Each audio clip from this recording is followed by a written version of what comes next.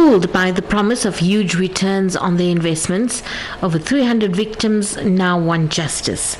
For months, the alleged swindlers operated from offices in Knysna and Mossel Bay. Last week, they packed up and disappeared. When I called the consultants, no one answered. Their phones were on voicemail. Then that's when I started to think there was something strange. So on day 2, which was on Tuesday, I called again, but they were still on voicemail. So unfortunately, we got scammed. I saw friends of mine that invested and they received money from the investments that they received. So they invested money and they received their payments that were due to them. And then later on, I thought, okay, it's a legit company, so I also invested. After initially receiving a payout, this Knysna investor decided to put in more money. I came again, they postponed for the 11th. That's the 11th Monday of last week. That's when we got into the office. They ran away.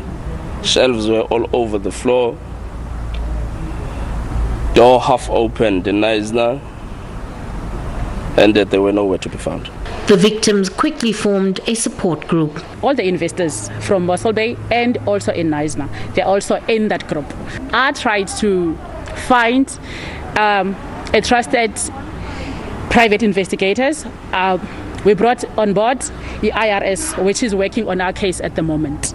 In respect of this fraud, it was quite unique and audacious in that the fraudsters didn't operate in a virtual manner. What we're seeing with cryptocurrency and forex trading frauds is people are operating on social media, they're operating via WhatsApp, via Facebook, via Twitter. They're encouraging people to invest small amounts with virtually immediate returns. So you invest at 2,000 Rand, you get 6,000 Rand back in a couple of days.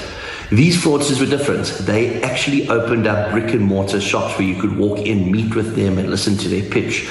Both fraud matters have been transferred to the commercial branch of the Hawks for further investigation. Segri Chetty, SABC News, Mossel Bay in the Western Cape.